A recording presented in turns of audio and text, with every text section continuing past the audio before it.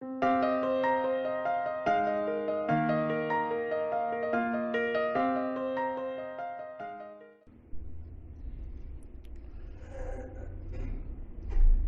del apóstol Pablo a los Gálatas. Vamos a continuar nuestro estudio en lo que hemos considerado el tema del fruto del Espíritu. Por tanto, hermanos, vamos a hacer lectura pública de los versículos 22 y 23. Gálatas capítulo 5, versículos 22 y 23. Dice la Escritura: mas el fruto del Espíritu es amor, gozo, paz, paciencia, benignidad, bondad, fe, mansedumbre, templanza. Contra tales cosas no hay ley. Amado Señor, gracias te damos nuevamente, porque hemos de abordar un elemento más, una virtud más del fruto del Espíritu. Así es que hoy, Señor, queremos rogarte que guardes nuestros corazones, que aquietes, Señor, aún nuestros pensamientos, las intenciones de nuestro corazón, que sean alineadas a tu verdad y que ciertamente no seamos de estorbo a la obra de tu Santo Espíritu, y que todas estas expresiones, Señor, del carácter propio de tu Hijo Jesucristo, brillen con más poder, Señor, en cada uno de nosotros. Te lo pedimos, Padre, en el nombre de Cristo. Amén. Muy bien, hermanos, podemos tomar asiento. Pudiéramos considerar esta mañana el texto de esta manera: mas el fruto del Espíritu es gozo. Gozo. Hoy vamos a tratar con este segundo aspecto, ¿sí? Y hago una recordación. No debemos considerar que este listado que encontramos en los versículos 22 y 23 se tratan de los frutos espirituales. Y también debemos hacer una distinción que el fruto espiritual es diferente a los dones del Espíritu. ¿Por qué? Porque no podemos considerar lo uno al igual que lo otro. Así como el Señor a algunos les da el don de la enseñanza, y a otros no, les da otro don, pero en lo que respecta al fruto del Espíritu, tanto el amor como el gozo, como la paz, la paciencia, etcétera, todos son evidencias que van a estar presentes en un creyente. En diferente grado. ¿En cuál grado? En el grado en que nosotros seamos de estorbo al Espíritu Santo. Y hoy nos compete entonces en ese orden, pues los estamos viendo de manera separada, es tener en cuenta eso. No pensemos que, bueno, yo tengo el amor del Espíritu, pero gozo no tengo. Tengo una vida triste, lamentable, y ustedes podrán ver las condiciones de mi vida que son suficientes para apelar a mi tristeza. Entonces no debemos caer en ello. Lo que la Escritura nos ofrece el día de hoy es que el cristiano, como un verdadero cristiano, debe ser una persona con el carácter de Cristo, que se gozó aún en su estado de humillación. El resultado precisamente del amor de Dios sobre cada creyente, pues está reflejado en esa nueva relación que ahora podemos disfrutar. Eso es lo que debemos entender, ¿sí? Si nosotros realmente disfrutamos y entendemos lo que Cristo ha hecho por nosotros, que somos una nueva creación, pues hemos de expresarlo primero o entender primeramente que se trata del amor de Dios sobre nuestras vidas. Recordemos, hermanos, que antes de ser salvos, antes de nosotros haber alcanzado la salvación, las Escrituras dejan en claro que toda persona, todo ser humano, es un enemigo de Dios. Antes de ser salvo, toda persona es un enemigo de Dios. Y meditemos en esto, hermanos. En un estado de enemistad, piénselo usted, en un estado de enemistad, lo que menos puede haber es felicidad, ¿verdad? Nadie está feliz con su enemigo. Nadie está feliz con las circunstancias que rodean una relación de enemistad. No hay felicidad en las contiendas. No hay alegría en una guerra. Ahora nos debiéramos preguntar entonces, ¿de qué pudiéramos llegar a gozarnos si nuestra relación con Dios está rota? ¿Qué puede causar felicidad? ¿Qué puede traer gozo a una persona que es enemiga de Dios? Uno diría, pues ninguna. Pero uno ve al impío con una sonrisa de oreja a oreja, ¿cierto? Piense cuando usted se enemistaba con sus padres, en calidad de hijo, póngase usted en calidad de hijo, cuando usted se enemistaba con sus padres, ¿qué sucedía en esas condiciones? Y piense, recuerde esto, sus padres, los dueños de la casa, ¿sí? Los que tienen toda la autoridad en ese pequeño reino. Seguramente nuestra enemistad con ellos nos limitaba a ciertos privilegios, ¿verdad? No habían permisos para salir con los amigos. Clausurado. El tiempo de ver ciertos programas de televisión también eran restringidos, cortados. Incluso hasta en los detalles de la comida podríamos nosotros perder, o pudimos haber perdido algo en medio de ello. ¿Por qué? Porque algo estaba mal. Y esto llegaba a considerarse en el mismo tipo en la comida, en el servicio de la comida que nosotros disfrutábamos, que ya no éramos consentidos con ciertos tipos de comida que a nosotros nos gustaban. ¿Por qué? Porque había una relación rota. Hermanos, ¿pudiéramos pensar que en una situación así estaríamos felices? ¿Cierto que no? No, claro que no. Entonces, ¿qué pudiéramos esperar de una humanidad caída? ¿Sí? ¿Qué pudiéramos esperar del hombre pecador, que por causa de su pecado le dio la espalda a Dios, el dueño de todas las cosas? ¿Qué pudiéramos esperar? Vayámonos al Génesis, desde el Edén, allá, desde el libro de los orígenes, desde el comienzo de todas las cosas, allá desde ese lugar perfecto que creó Dios, que es el Edén, se nos dejó el testimonio que el pecado del hombre trajo congoja a su corazón, trajo tristeza, angustia, dolor. Piense en esto, el Señor le dijo a la mujer después de que pecó: multiplicaré en gran manera los dolores de tu preñez. En esto no hay gozo, ¿verdad? Con dolor darás a luz los hijos. En esto tampoco hay ningún grado de gozo. Ahora piensa en esto. Y tu deseo será para tu marido, y él se enseñoreará de ti. Qué felices son nuestras esposas cuando se tienen que someter al gobierno de su esposo, ¿cierto? No lo hay, no lo hay. Pero el Señor también le dijo al hombre: maldita será la tierra por tu causa. Con dolor comerás de ella todos los días de tu vida. Espinos y cardos te producirá y comerás plantas del campo. Con el sudor de tu rostro comerás el pan. ¿Hasta cuándo? Hasta que te pensiones. Hasta que vuelvas a la tierra. Hasta que vuelvas a la tierra. Hermanos, se trata de un panorama sumamente difícil. Es una tragedia que el mismo hombre se acarreó por su maldad, por la maldad del hombre.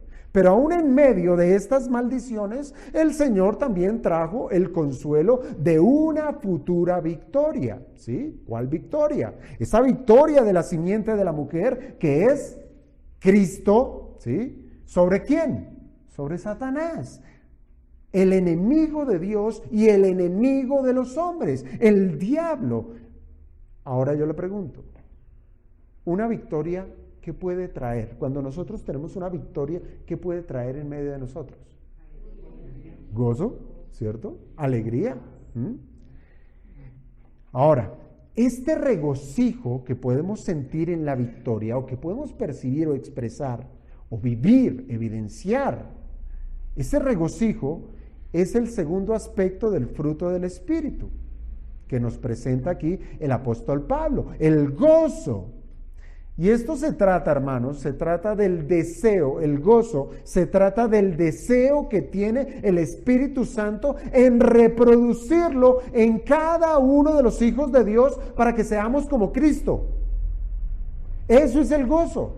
Eso es lo que quiere Dios para nosotros. Quiere producir gozo en nuestra vida como lo tenía Cristo.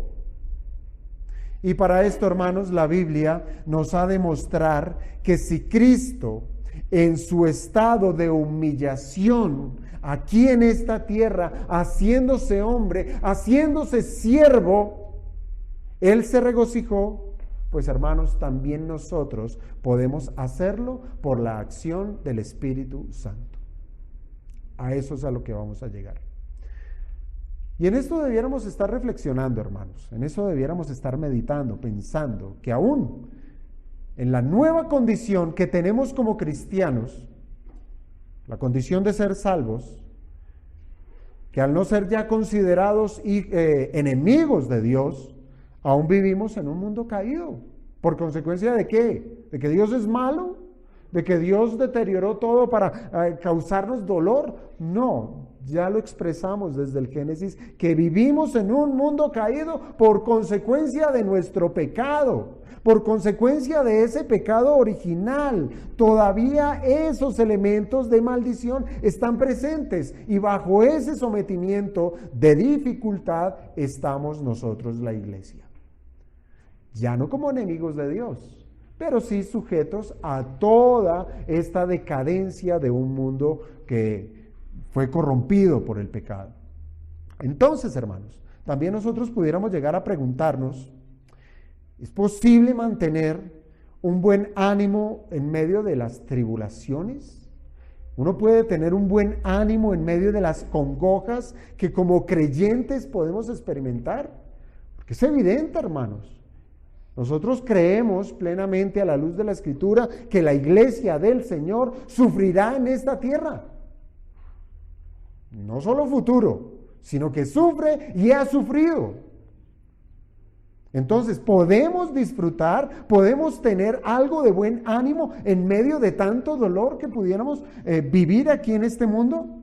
Pues hermanos, habiendo sido redimidos por Cristo, trayéndonos la reconciliación con Dios y que en nuestro arrepentimiento le hemos dado la espalda al mundo caído, eso es lo natural del que ha nacido de nuevo, que le ha dado la espalda al mundo caído, pues lo más natural, hermanos, es que ahora nos hemos hecho a varios enemigos. Ahora tenemos varios enemigos que nos asedian y que nos quieren robar precisamente ese gozo de haber sido partícipes de la familia de Dios. En esta semana con algunos hermanos estuvimos tratando temas sobre los enemigos que tiene el hombre. 3 enemigos fundamentales nos habla la Escritura. Está el diablo, la carne y el mundo, ¿sí? Desde que usted se levanta hasta que usted se acuesta, allí están, latentes, están mirando la manera de cómo hacernos caer, cómo destruirnos, quieren nuestro malestar, quieren nuestra derrota. Entonces es un estado de guerra en el cual estamos. Entonces, ¿podemos tener gozo en medio de semejante situación? Pues bueno, antes de llegar a esa consideración, debiéramos preguntarnos, o más bien resolver, ¿qué es eso de gozo? ¿Qué es eso de gozo? Pues bueno, a la luz de este texto que tenemos en cuestión, de Gálatas 5, verso 22, ¿el gozo qué es? Es una virtud que produce el Espíritu Santo, ¿cierto? Hasta allí podemos llegar a esa conclusión, decir, el gozo es una virtud que lo produce el Espíritu. Pero, hermanos, al igual que el amor, el gozo también debe ser considerado como un mandamiento. Es un mandamiento, cuando menos así lo podemos entender desde las páginas de la carta del apóstol Pablo a los Filipenses. Quiero que vayamos a los Filipenses, a la carta a los Filipenses, capítulo 4, versículo 4.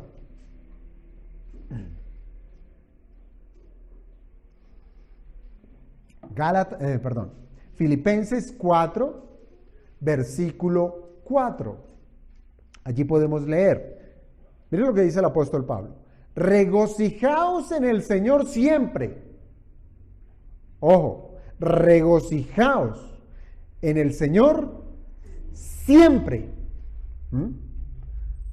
Y como si no bastase, dijo Pablo, otra vez os digo, regocijaos. ¿Sí? Entonces, ¿qué tenemos aquí? Un mandamiento. Es un mandamiento para el creyente que se regocije, que tenga gozo. Pero hermanos, además de considerar el gozo como una virtud que produce el Espíritu y además de considerar que el gozo es un mandamiento, también podemos entender el gozo como parte fundamental del propósito de Cristo al venir a esta tierra. Ese fue uno de los propósitos de nuestro Señor Jesucristo. Y usted lo puede leer en el Evangelio de Juan, capítulo 15, versículo 11. Juan, capítulo 15, versículo 11. Dice la Escritura: estas cosas os he hablado. Mire el propósito de nuestro Señor Jesucristo. Estas cosas os he hablado para que mi gozo esté en vosotros. Ese es el propósito. Bueno, uno de tantos. Que mi gozo esté en vosotros y ahora vuestro gozo sea cumplido. Entonces, tenemos aquí muchos elementos, hermanos, para considerar. Pero la palabra gozo, que es muy común en las Escrituras, tanto en el Antiguo como en el Nuevo Testamento, podemos caer en un error. Podemos caer en el error de occidentalizar el significado del término bíblico. ¿A qué me refiero? Podemos equivocarnos al pensar que gozo es lo mismo que estar contento. ¿Sí? Podemos caer en ese error. Que gozo es lo mismo que estar contento. Incluso, hermanos, hasta algunas versiones, perdón, algunas versiones modernas de la Biblia han cambiado, por ejemplo, en el Sermón del Monte, la palabra bienaventuranza, ¿sí?, por la palabra feliz. Felices, pobres en espíritu, felices los que lloran, etc. Han cambiado esa palabra. Y lo que sucede con esto es que a nuestro entender moderno, la felicidad es una cuestión netamente sentimental. Es un sentimiento, ¿sí? Proviene de allá, de las emociones, de cómo me siento yo en ese momento. Es decir, si nuestros sentidos, porque de eso se trata los sentimientos, es que si nuestros sentidos, recuérdelos, vista, oído, olfato, gusto, tacto, si nuestros sentidos se agradan de algo, ¿qué pasa? Se produce un estado de felicidad. Pero esa fórmula no puede ser aplicada en las bienaventuranzas. Si yo tengo alguna sensación de bienestar, eso yo no lo puedo replicar en las bienaventuranzas. Por ejemplo, bienaventurados los pobres en espíritu. Filtre eso por sus sentidos. Un pobre espiritual, ¿por dónde lo va a filtrar? Uy, es que cómo huele de bien ser un pobre espiritual. ¿Cómo sabe de bien? ¿Cómo se siente de bien? En lo absoluto. No podemos considerar ser bienaventurado como un estado de estar feliz, de estar contento. O piensa en la segunda bienaventuranza. Bienaventurados los que lloran. Peor aún, ¿cierto? ¿O qué pudiéramos decir de esa bienaventuranza que dice, bienaventurados los que padecen persecución? Allí no hay felicidad de la que nosotros entendemos en nuestro diario vivir. Ahora, si nosotros pasamos estas situaciones por el tamiz de los sentidos, seguramente, hermanos, no tendríamos ni una pizca de felicidad. Nada. Pase eso, ser pobre en espíritu, pase ser una situación de lloro, de lamento. Pase usted por una persecución, por hambre, por angustia, por dolor, por muerte, por aflicción. ¿Usted puede ser feliz? Allí no habría ninguna pizca de felicidad, ¿verdad? Entonces nos queda la pregunta, ¿qué es el gozo? ¿Cierto? Pues bien, insisto, el gozo es, o más bien se trata de una virtud que experimenta el creyente gracias al gobierno del Espíritu Santo. Por ende, el gozo únicamente lo puede disfrutar aquel que ha nacido de nuevo. El que ha nacido de nuevo puede disfrutar el gozo. Un impío no puede disfrutar el gozo. Ahora, si esto lo produce el Espíritu, y esto implica que gracias a su gobierno, al gobierno del Espíritu, es que nos permite deleitarnos de ciertas cosas. Porque el Espíritu no nos va a dar un gozo para que nos deleitemos en lo que es injusto, en lo que es malo, en lo que es pecaminoso. No podemos caer en ese error, ¿sí? Porque obviamente nuestra carne también disfruta de algunos elementos. Eso sí es tamizado por nuestros sentidos.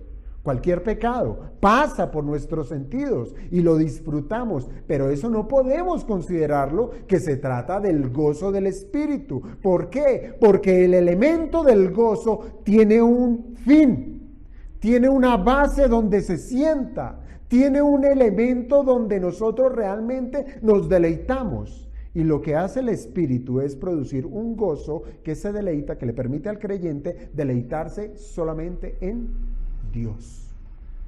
En Dios. Allí está nuestro deleite. Obviamente, no solamente en lo que es Él, sino en su obra.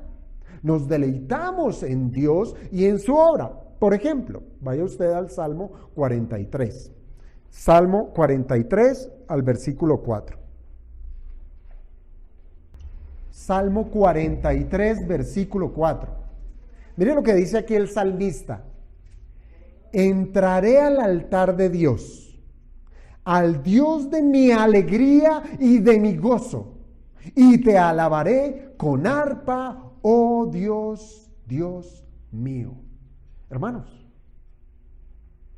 esto es lo que hacemos el día domingo. Entramos a la presencia del Señor cuando venimos a adorar. Pero ahora empecemos a calibrar nuestras tuercas y a preguntarnos cuando venimos a adorar a nuestro Señor, podemos venir meditando que venimos a adorar al Dios de mi alegría, al Dios de mi gozo, al Dios que me produce deleitarme en sus cosas. Porque la respuesta a ello va a ser el grado de pureza de nuestra adoración. Aquí el salmista dice que él considera que Dios es su alegría y por tanto así alabará al Señor a quien considera suyo. Hermanos, se trata de una alegría, el gozo, se trata de una alegría de la intimidad del corazón. Entonces, ¿dónde está el gozo?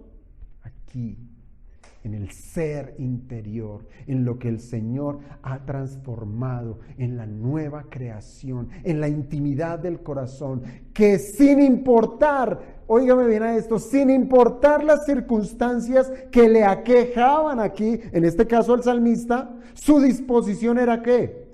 La de una profunda alegría que se posaba en la verdad de quién es Dios. ¿Por qué digo en lo que aquejaba al salmista? Porque al comienzo de este salmo, hermanos, el escritor deja ver que él no se encontraba en una situación nada agradable.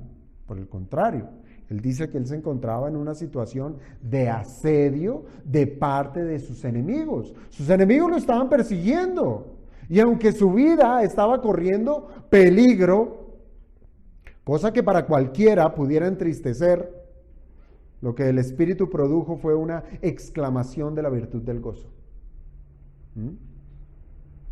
Entonces podemos estar gozosos en medio de situaciones o de circunstancias en este mundo que sean adversas. Podemos tener gozo. Ahora, ¿Cómo puede una persona estar gozosa en medio de la aflicción? Para que una persona pueda experimentar el gozo bíblico, aún en medio del sufrimiento, es porque al sopesar, óigame bien, al sopesar su condición actual de lo que Dios ha hecho en él, de la transformación, de lo que Dios es, del plan que ha desarrollado en él, en esa persona, en ese individuo, pues lo único que puede brotar es la esperanza de gloria, una esperanza de gloria que ha de cubrir cualquier malestar en esta vida. Llegar a clamar, a decir, para mí el vivir es Cristo y el morir es ganancia. Es ganancia. Es lo que le sucedió a Pedro y a Juan cuando fueron encarcelados. Los azotaron, los reprimieron, dijeron, les prohibimos que prediquen en el nombre de Cristo. Afuera, salieron felices, gozosos. ¿Por qué? Porque habían padecido en el nombre de su Salvador. Hermanos, no se trata de sonreír a cada momento. De eso no es el gozo. No se trata de tener una sonrisa de oreja a oreja en todo momento. Pues hasta los impíos en sus actos impíos se sonríen. Y por tanto no podemos decir que ellos tengan gozo bíblico. ¿Cierto? Ellos parecen estar felices. Parecen disfrutar de la vida, de sus negocios, de sus relaciones. Pareciera que gozan de cierta felicidad. Pero no podemos llegar a concluir que ellos tienen este gozo bíblico porque no tienen al Espíritu. Incluso, hermanos, ahorita mismo, en este preciso instante, muchas personas pueden estar divirtiéndose en celebraciones, en fiestas, con algún programa de televisión o simplemente estando en sus camas. Allí están felices. Felices en sus camas hasta que el hambre los hace levantar de allí. Pero si somos francos, los hombres siempre han tenido esas distracciones, esos pasatiempos que ellos llaman gustico por alguna cosa u otra, y las tienen como una válvula de alivio a sus vidas que están sumidas en la más profunda de las tristezas. Siempre hay una tristeza en el hombre. El impío vive triste y quiere cubrir ese dolor, ese pesar con cosas efímeras. De esta manera buscan las maneras de cómo sus sentidos puedan tener cierto grado de satisfacción. ¿Para qué? Para que así sea por un breve instante ellos pudieran olvidar sus desdichas. El borracho no participa de sus borracheras con la intención de olvidar algo. Ciertamente lo hace. O aún uno lo puede llegar a pensar, unas vacaciones, decir, necesito las vacaciones para desconectarme de algo que carga, algo que cansa, algo que pesa, algo que produce dolor.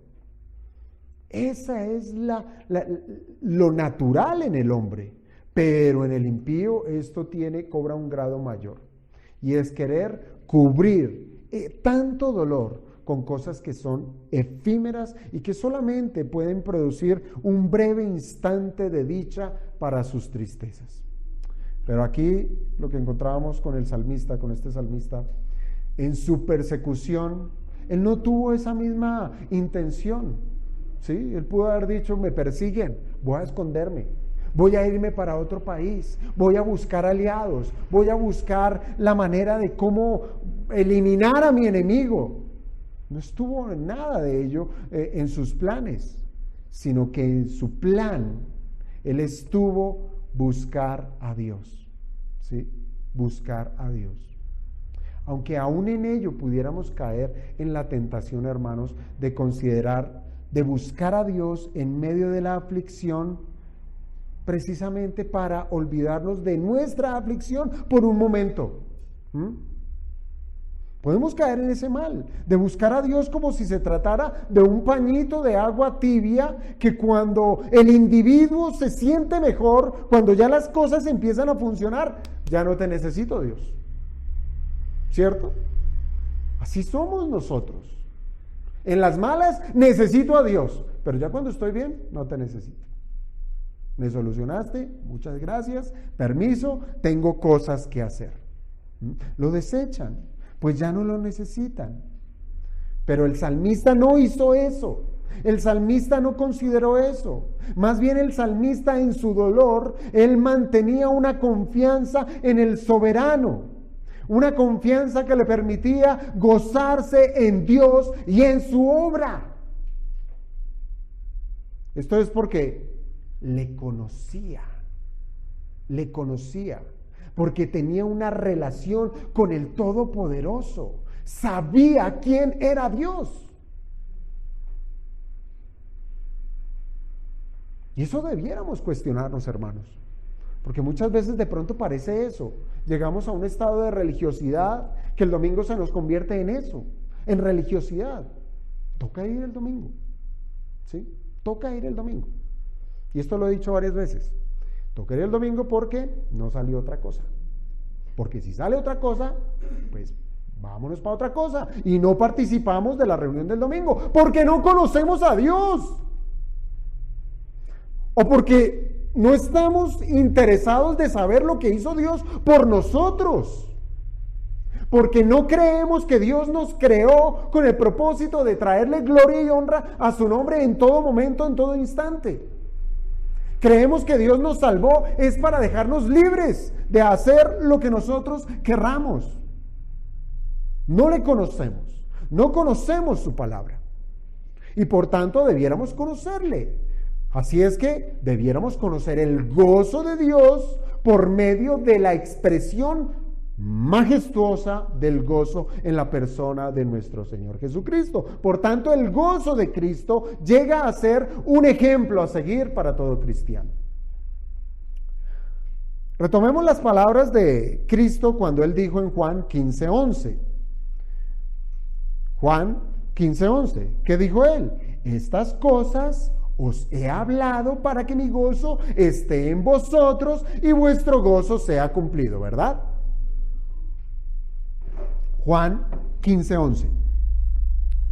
Pudiéramos nosotros decir que este versículo es el secreto a voces que nos dice cómo tener gozo. Entendamos un poco el contexto en que se da estas palabras de nuestro Señor. Lo que el Señor ha venido hablando a su audiencia, antes de decir este versículo 11, lo que Él ha venido hablando a su audiencia, y en este caso su audiencia son sus discípulos, es acerca de la promesa del Espíritu Santo y acerca de la vida eterna que hay en ellos por causa de Cristo. Allí es donde tenemos esa expresión de la vid verdadera. Ustedes cuando están en mí tienen vida. De esto ha venido hablando el Señor, de la promesa del Espíritu y de la vida eterna que hay en ellos por causa de Cristo. Entonces, el mensaje de Cristo, cuando Él dice, estas cosas os he hablado, ese mensaje de Cristo se trata de bendiciones que vienen sobre aquellos que recibieron el Evangelio. Solamente los que recibieron las buenas noticias de salvación reciben estos deleites en la salvación, vida eterna y ser sellados por el Espíritu. Y para eso, hermanos, para eso vino Cristo, para señalar el camino de salvación. A eso vino. Y eso es gozo. Eso es gozo. Vino a traer salvación a los hombres. Y esto es gran gozo para todos los hombres. Obviamente, para aquellos que lo reciben. Pero fíjense, hermanos, que en este desarrollo de venir a traer o de señalar el camino de salvación, para Cristo se trató de un camino de perfecta obediencia para Él, ¿sí? Y así cumplir las demandas de su Padre. Y esto, hermanos, su obra, su vida de perfecta obediencia fue lo que generó en el corazón de Cristo un profundo gozo. Él se gozó en obedecer al Señor. Él se gozó en hacer la voluntad del Padre. Esto le generó gran gozo en el corazón del Señor. Así es que, hermanos, obedecer al Padre en cada una de sus demandas era el regocijo de nuestro Señor Jesucristo.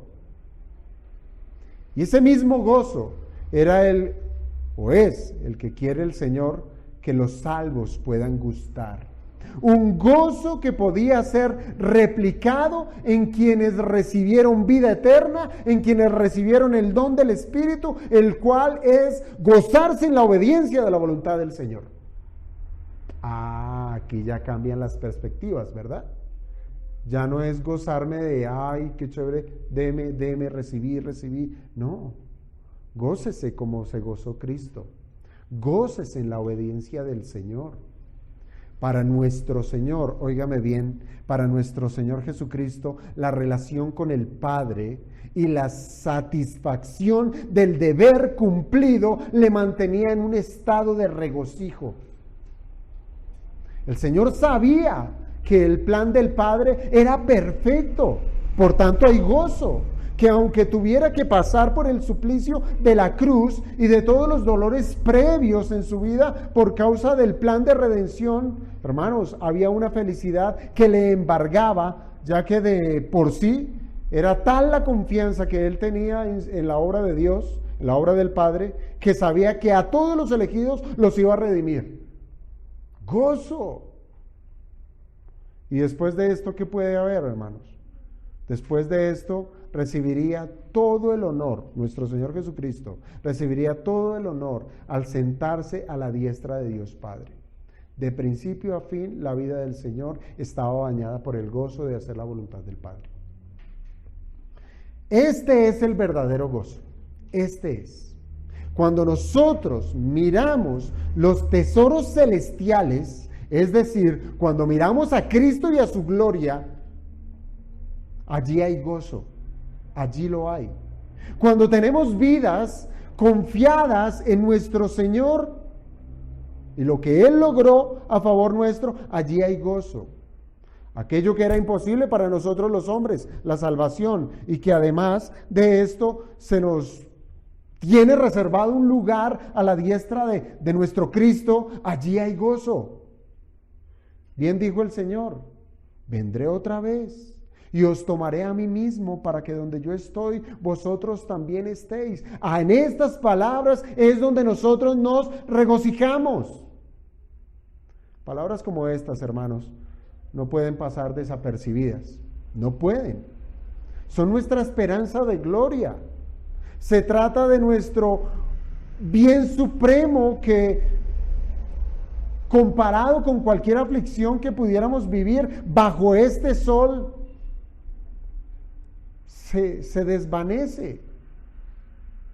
Hermanos, todo lo que está bajo el sol perece. Todo. Todo. Pero lo que trasciende a la eternidad brilla como el oro. Y es Cristo allá en las alturas, esperando a que Él vuelva para llevarnos a su gloria. Allí hay gozo. Piensa en las palabras del salmista cuando dijo en el Salmo 119. Busque allí en la Biblia, Salmo 119, versículos 109 al 111. Salmo 119, versículos 109 al 111. Dice la palabra del Señor: mi vida está de continuo en peligro, mas no me he olvidado de tu ley. Me pusieron lazo los impíos, pero yo no me desvié de tus mandamientos. Por heredad he tomado tus testimonios para siempre. ¿Por qué? Porque son el gozo de mi corazón. ¿Dónde estamos buscando el gozo? ¿A qué le estamos dedicando el tiempo para llamar nuestra felicidad? Debiera ser esta, hermanos, que sin importar las circunstancias, la palabra del Señor es la fuente del gozo, porque allí encontramos a nuestro Dios, porque allí es donde lo conocemos, porque allí sabemos cómo Él obra, porque allí sabemos cuánto amor nos ha dado a nosotros, porque de allí se desborda toda gracia que nos permite seguir caminando hacia adelante con la mente, con la frente en alto, sabiéndonos hijos de Dios, que a pesar de las circunstancias y de las vicisitudes en este mundo, jamás seremos alejados de la gloria del Señor. Así es que, amados hermanos, el gozo de Cristo, que fue hacer la voluntad del Padre, en perfecta obediencia a su voluntad, hermanos, tiene que ser la misma fuente de gozo para todo creyente. Tiene que serlo. Cuando el Señor nos hizo nuevas criaturas, nos llamó a que en medio de cada quien, de cada creyente, manifestemos la imagen de Dios, la imagen de Cristo, el carácter de Cristo, y en este caso, en su gozo. Ya sabemos que hemos de manifestar el gozo de Cristo obedeciendo al Padre, obedeciendo la ley de Dios. Hay quienes verán el cumplimiento de la ley como algo pesado, como algo difícil, pero es porque no han entendido que caminar de la manera que Cristo lo hizo llena el corazón de profunda alegría. Cuando nosotros queremos complacer a quien amamos, aquí está quizás el principio. Querer complacer a quien amamos. ¿Recuerdan las palabras del Señor cuando Él dijo, si me amáis, guardad mis mandamientos? Pues bien, ahora esa manifestación de amor estará investida de gozo, de gozo. Usted cuando quiere agradar a su esposa o agradar a un ser querido, y cuando lo hace, de agradarlo, usted se alegra, usted tiene gozo. O debiera hacerlo, porque de lo contrario, tocarle un regalo. Es que toca, todo se convierte en toca, en una obligación. No hay gozo allí. ¿Por qué? Porque ha visto, ¿sí? No ha considerado más bien el querer complacer con amor a esa otra persona. Y el Señor dijo, si me amáis, guardad mis mandamientos. Es decir, demuéstrame tu amor obedeciéndome. Esa manifestación de amor está investida de gozo cuando procede del Espíritu. Si la voluntad de Dios, como lo cita la carta a los Romanos, es buena, es agradable y es perfecta, si esto lo entendemos, si la voluntad de Dios es buena, piénsalo, la voluntad de Dios, lo que Él manda es bueno, es agradable y es perfecto, hermanos, ¿cómo va a resultar la obediencia? Es lo mejor. Voy a hacerlo. ¿Qué quieres, Señor? Vamos a obrar su palabra. Y esto nos debe llenar de satisfacción del deber cumplido. ¿O no? Tiene que serlo. Tiene que serlo. Ahora, retomemos el tema del gozo como un mandamiento. Si nosotros tomamos el versículo de Pablo a los Filipenses, allá en Filipenses 4, versículo 4, nosotros vamos a encontrar el peso debido del gozo, ¿sí? Lo que realmente pesa, lo que realmente vale. Es decir, que el gozo no puede ser tomado como una cosa liviana, como algo que, como que puede que sea, como puede que no sea. A la hora de la verdad, si soy yo el que voy a estar contento, pues hoy no estoy contento. Sí, hoy no me siento, fíjese la expresión, no me siento feliz como para leer la Biblia. No me siento con ánimo para orar. Mi dolor es grande. ¿sí? Mi desdicha me aqueja. No puedo hacer otra cosa sino pensar en mi problema. Su pena lo acongoja, lo consume, que le quita aún la voluntad de ir a hacer lo que Dios le ha mandado. Hermanos, piensen esto. El gozo es un mandamiento. El gozo se trata de un mandamiento que si no se obedece, ¿en qué resulta? Pecado. Pecado. Si no se obedece un mandamiento, resulta en pecado. Y ya vemos que el gozo es un mandamiento. Si usted no se goza en las cosas del Señor, usted está pecando. En otras palabras, si un cristiano no tiene gozo, peca. Si un creyente pretende gozarse de vez en cuando, significa que también de vez en cuando peca. ¿Cierto? Que Pablo diga a los filipenses, regocijaos en el Señor siempre, implica que no podemos dejar de tener gozo en ningún momento. Siempre. La infelicidad o la falta de gozo son, en cierta forma, manifestaciones de la carne. De la carne. Esa negatividad, ese dolor, esa pesadez, eso que todo me va mal y a mí no hay nada que me pueda sacar de este dolor, eso es pecado. Eso es pecado. Piense en Job.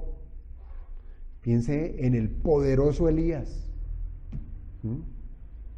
Perdieron el gozo. ¿Cómo llamó Job, el Señor a Job? Levántate de esas cenizas en las que estás. Amarres el pantalón que le va a hablar. Y no le dio ninguna explicación. Más bien le cuestionó: ¿dónde estabas tú cuando yo formé la tierra? ¿Dónde? O lo que pasó con Elías. Sale de la presencia de rey Acab, un rey sanguinario con su esposa, obviamente empoderado por el Espíritu, pero de pronto cambió su semblante. Me buscan para matarme. Solo he quedado yo. Se ocultó, tuvo miedo. Y el Señor no le habló por un buen tiempo. Pero aún en ello, el Señor le mandó comida con cuervos por medio de una providencia. También el arroyo allí estaba para que bebiera, y después le dijo: levántate y anda. Vamos de camino. En silencio. Rotundo silencio. Hasta que lo lleva ya a la lejanía y le dice: ¿qué te pasa? ¿Qué nos pasa con el gozo? ¿Por qué nos dejamos llevar por las situaciones difíciles? ¿Es que no hemos visto a Cristo? ¿Es que no hemos considerado lo que nuestro Señor, el dueño de todas las cosas, que llegó a decir que las zorras tienen sus cuevas, los pájaros tienen sus nidos, pero el Hijo del Hombre no tiene donde posar su cabeza? El dueño de todo. Pero seguramente, piénselo ya de esa manera. Él no lo dijo con tristeza: ay, una almohadita para mí, una camita, ¿quién me abre la puerta? Miren, no lloren, ¿sí? No lloren. Miren las flores del campo, dijo el Señor. Miren las aves del cielo. Miren. No hay ningún pajarillo que caiga a tierra si no es por la voluntad del Padre. Miren. El Señor con regocijo todo esto lo decía. Así es que esto implica, hermanos, que no podemos negarnos ningún momento a tener gozo. La infelicidad es una manifestación de nuestro pecado. Y aquí cabe la pregunta, hermanos: ¿cada cuánto estamos gozosos? ¿Cada cuánto estamos gozosos?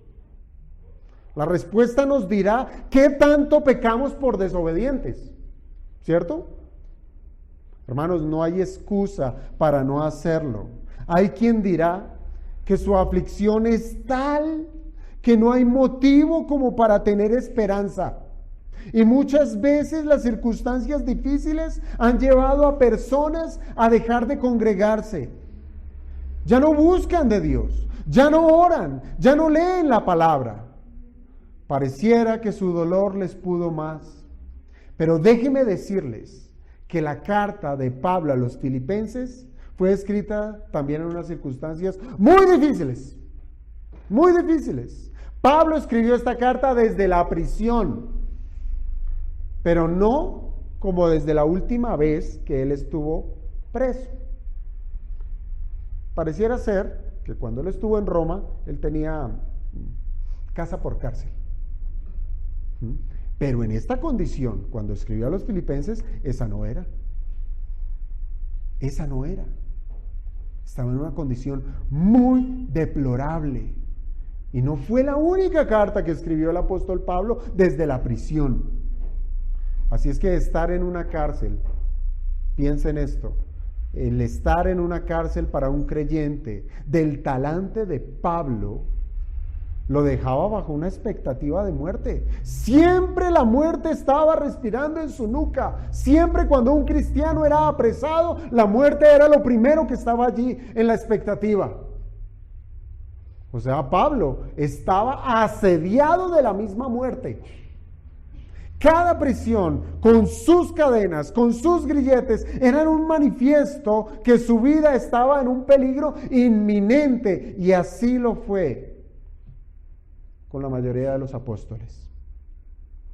Pero aún así Pablo les dice a sus hermanos en la iglesia de Filipos que se tienen que regocijar sin importar la crudeza de las circunstancias. Regocijaos. Para esa iglesia naciente, piénsalo también, que esto también hemos hablado bastante de la iglesia del primer siglo, de esa iglesia naciente. Para esa iglesia sí que era un reto estas palabras, un reto, pues ellos estaban sufriendo duramente la fe en Cristo. Persecuciones, hambres, descalificaciones del orden social, descalificados del orden económico, hasta el punto del martirio fue concebido en el seno de la iglesia, y aún con todo la iglesia debía regocijarse. Hermanos, hoy por menos cosas los creyentes desertan de sus responsabilidades, dejan sus ministerios, abandonan la comunión de los santos y desechan el consejo de Dios. Por menos cosas. ¿Esto qué significa? Esto significa que han dejado de lado el gobierno del Espíritu. Ya no se quieren someter a Él. Pues como le pasó a Pedro cuando caminó sobre las aguas para ir donde el Señor estaba, solo le bastó dejarse conmover por la tormenta, por los relámpagos, por el fuerte viento, y todo esto que estaba a su alrededor le quitó la confianza de estar Cristo al frente suyo, quitó su mirada del Salvador y perdió su gozo. Ese gozo que lo llevó a salir del barco fue el único que el gozo le impulsó a ver al Señor. No fue la única vez. Recuerde cuando el Señor resucitado estaba allá al amanecer, se veían unas brasas prendidas en la playa y alguien dijo, es el Señor. Pedro fue el único que se lanzó al mar y llegó allá primero. El gozo que lo llevaba a buscar del Salvador, pero ese mismo gozo lo podemos perder porque si quitamos la mirada de nuestro Salvador, todo es tinieblas, todo es oscuridad, todo está mal. Estamos en un mundo caído. Y ahí está el gran error. O mejor dicho, ahí está el éxito. Para que tener gozo constante en nuestras vidas, y es el de mantener nuestra mirada fija en Jesucristo, que en palabras de Pablo es, regocíjense en el Señor siempre, siempre. Hermanos, Dios es la fuente de nuestro gozo, no las cosas, no nuestro intelecto, no son nuestras fuerzas, no son las riquezas, pues nada de esto va a prevalecer. Por el contrario, todos estos elementos van a perecer y en el momento menos oportuno van a fallar. Y si ahí estaba puesta nuestra felicidad, pues de la misma manera que el vestido es comido por la polilla y así como el orín corrompe, también nuestra felicidad humana será destruida. Pero gloria a Dios, hermanos, gloria al Señor, que el gozo procede de Dios, procede de Él, procede del Espíritu que mora en nosotros, quien da testimonio a nuestro espíritu que somos hijos de Dios y que estamos injertados en Jesucristo. Y se trata de una relación que es indisoluble, que no se puede romper. Y allí es donde está nuestro verdadero gozo. En lo eterno, en lo que no se puede echar a perder. Hermanos, si nuestro gozo estuviera en las cosas de este mundo, solo bastaría con abrir un periódico, leer un pronóstico de la próxima tormenta, de la siguiente pandemia, porque ya se hablan que ya viene otra pandemia. Solo bastaría con mirar las páginas de los eruditos en economía y que pronostican la caída mundial de la economía o de perder el empleo. Hasta allí llegaría nuestra felicidad. Pero nuestra verdadera felicidad está en el Señor, quien es eterno. Por tanto, hermanos, venida la prueba, ya sea en forma de enfermedad, de pérdida económica o de cualquier otro tipo de calamidad a la cual estamos expuestos constantemente, hermanos, podemos mantener nuestro gozo, pues está en el Señor. Allí está, en quién es Él y en su obra poderosa. Entonces, hermanos, ya con esto termino. No caigamos en el error de pensar que la vida cristiana es tener, porque ese es el otro extremo. No pensemos que la vida cristiana es tener caras de amargura y de santos hechos de yeso. Ustedes ven todos esos muñecos de yeso y todos tienen una cara de... una tristeza que a uno le provoca llorar, ¿sí?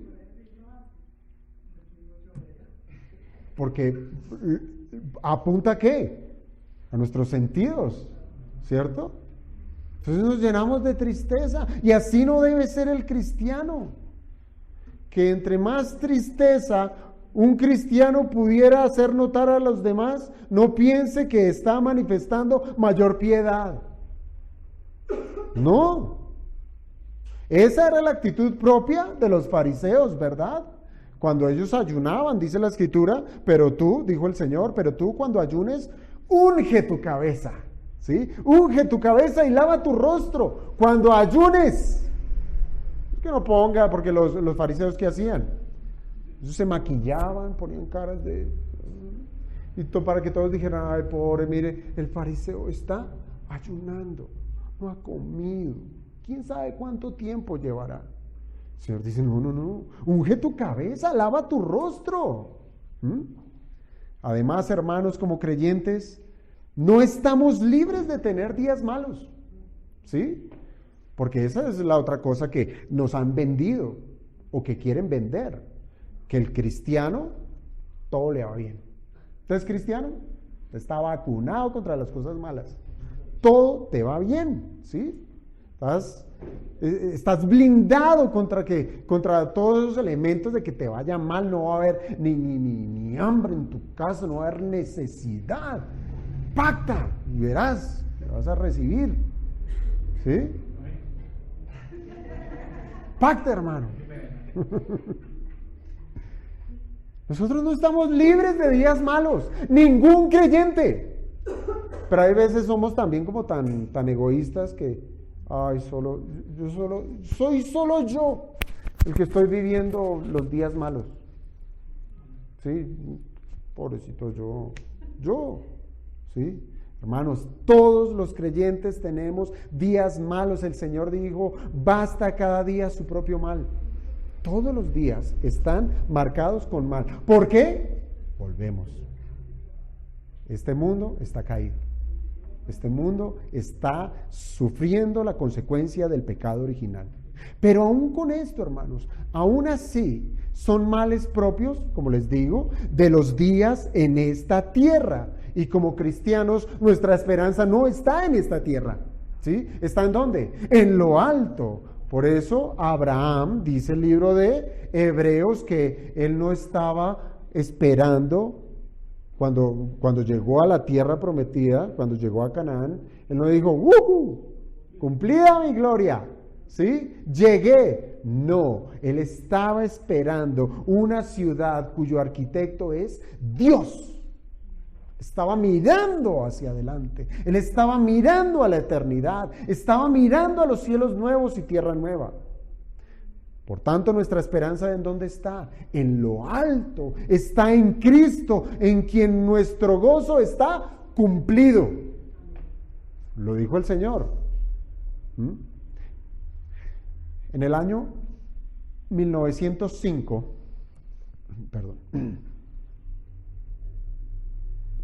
una mujer, parece ser canadiense, ella escribió la letra del himno, ¿cómo podré estar triste? Yo no sé si ustedes lo han escuchado, lo han cantado, ¿sí? Que entre sus líneas dice, ¿cómo podré estar triste? ¿Cómo entre sombras ir? ¿Cómo sentirme solo y en el dolor vivir? Se cuestiona, a lo cual más adelante responde, feliz cantando alegre, yo vivo siempre aquí. Si Él cuida de las aves, cuidará también de mí. Hermanos, y el motivo de este himno nació de haber conocido a un matrimonio cristiano, donde la mujer, por causa de una enfermedad, estuvo postrada en cama por más de 20 años. 20 años. Y su marido, que era inválido, veló por ella, trayendo el sustento diario de su trabajo en su silla de ruedas. Duro, ¿no?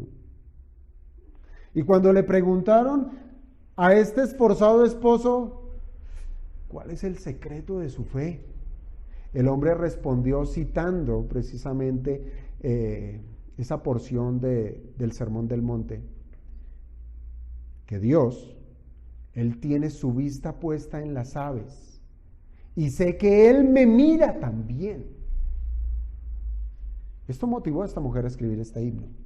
Así es que, hermanos, nuestra vida en esta tierra, en cada minuto de nuestra existencia, donde el Espíritu mora trabajando en nuestra santificación, Él, el Espíritu, seguirá produciendo gozo abundante, y esto será evidente cuando nosotros encontremos en las Escrituras la hermosura de Jesucristo, en quien podemos vivir plenamente confiados. Entre mayor sea nuestra fe, asimismo será nuestro gozo. Entre mayor confiados estemos en Jesucristo y en sus promesas, este mundo se podrá caer en pedazos, pero mi herencia, dice el salmista, la porción de mi herencia está en Jehová. Vamos a orar.